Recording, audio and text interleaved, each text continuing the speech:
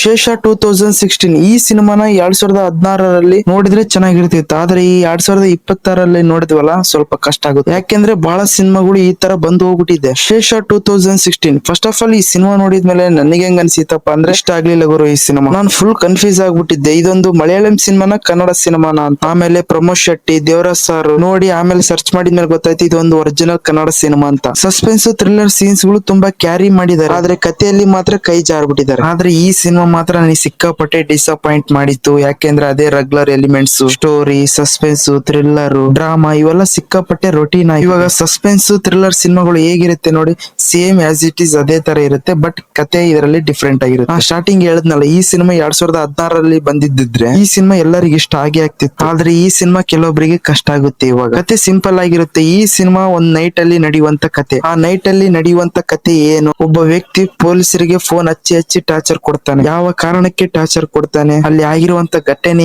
ಏನು, ಇವೆಲ್ಲ ತಿಳ್ಕೊಬೇಕಂದ್ರೆ ಈ ಸಿನಿಮಾ ಸನ್ನೆಸ್ಟ್ ಅಲ್ಲಿ ಅವೈಲೇಬಲ್ ಇದೆ, ಹೋಗಿ ನೋಡ್ಬೋದು. ಮತ್ತೆ ಹಾಗೆ ಆ ವ್ಯಕ್ತಿ ಅದನ್ನಲ್ಲ ನಮಗೂ ಸ್ವಲ್ಪ ಟಾರ್ಚರ್ ಕೊಡ್ತಾ ಇರ್ತಾನೆ, ಅಡ್ಜಸ್ಟ್ ಮಾಡ್ಕೊಂತ ಇರ್ಬೋದು. ಮತ್ತೆ ಈ ಸಿನಿಮಾನ ಫ್ಯಾಮಿಲಿ ಆಡಿಯನ್ಸ್ ನೋಡ್ಬೋದು ಅಂದ್ರೆ ಖಂಡಿತ ನೋಡ್ಬೋದು. ಈ ಸಿನಿಮಾದಲ್ಲಿ ಏನೇನ್ ಇಷ್ಟ ಆಯ್ತು, ಈ ಸಿನಿಮಾದಲ್ಲಿ ಕೆಲವೊಂದು ಸೀನ್ಗಳು ಸಸ್ಪೆನ್ಸ್ ತುಂಬಾ ವರ್ಕೌಟ್ ಆಯ್ತು, ಮತ್ತೆ ಕ್ಲೈಮ್ಯಾಕ್ಸ್ ಸೀನ್ಸ್ ತುಂಬಾ ಇಷ್ಟನೂ ಆಯ್ತು. ಸಿನಿಮಾಟೋಗ್ರಫಿ, VFX ಮಾತ್ರ ತುಂಬಾ ನ್ಯಾಚುರಲ್ ಆಗಿದೆ. ಇನ್ನು ಮೈನಸ್ ಪಾಯಿಂಟ್ ವಿಚಾರಕ್ಕೆ ಬರೋದಾದ್ರೆ ಕತೆ ಮಾತ್ರ ತುಂಬಾ ಅಂದ್ರೆ ತುಂಬಾ ರೆಗ್ಯುಲರ್ ಆಗಿರುತ್ತೆ. ಫಸ್ಟ್ ಹಾಫ್ ಇಂಟ್ರೆಸ್ಟ್ ಇದ್ರೂ ಕೂಡ ಸಿನಿಮಾ ತುಂಬಾ ಸ್ಲೋ ಆಗಿರುತ್ತೆ. ಸೆಕೆಂಡ್ ಹಾಫ್ ಇದಕ್ಕಿಂತ ಚೆನ್ನಾಗಿರುತ್ತೆ ಅಂತ ಅನ್ಕೊಂಡಿದ್ನೆ, ಮತ್ತೆ ಅದೇ ರಾಗ ಅದೇ ಹಾಡು. ಓವರಾಲ್ ಆಗಿ ಹೇಳೋದಾದ್ರೆ ಈ ಸಿನಿಮಾ ನನಗೇನು ಅಷ್ಟು ಇಷ್ಟ ಆಗ್ಲಿಲ್ಲ. ನಿಮಗೆ ಇಷ್ಟ ಆಗ್ಬೋದೇನೋ, ಒಂದ್ಸಲ ಟ್ರೈ ಮಾಡಿ, ಸನ್ನೆಸ್ಟ್ ಅಲ್ಲಿ ಇದೆ. ಹಾಗೆ ಈ ಸಿನಿಮಾಕ್ಕೆ ನಾನ್ ಕೊಡುವ ರೇಟಿಂಗ್ ಎಷ್ಟಪ್ಪ ಅಂದ್ರೆ 2/5. ಈ ಸಿನಿಮಾ ಏನಾದ್ರೂ ನೀವು ಆಲ್ರೆಡಿ ನೋಡಿದ್ರೆ ನಿಮಗೆ ಈಗ ಅನಿಸಿತ್ತಂತ ಖಂಡಿತ ಕಮೆಂಟ್ ಮಾಡಿ ತಿಳಿಸಿ. ಇದೇ ತರ ಮೂವಿ ರಿವ್ಯೂಸ್ ಅಪ್ಡೇಟ್ಸ್ ಬೇಕಂದ್ರೆ ಸಬ್ಸ್ಕ್ರೈಬ್ ಮಾಡೋದನ್ನ ಮರಿಬೇಡಿ. ಸಿಗೋಣ ಮತ್ತೊಂದು ಸಿನಿಮಾ ರಿವ್ಯೂ ಜೊತೆಗೆ. Thank you.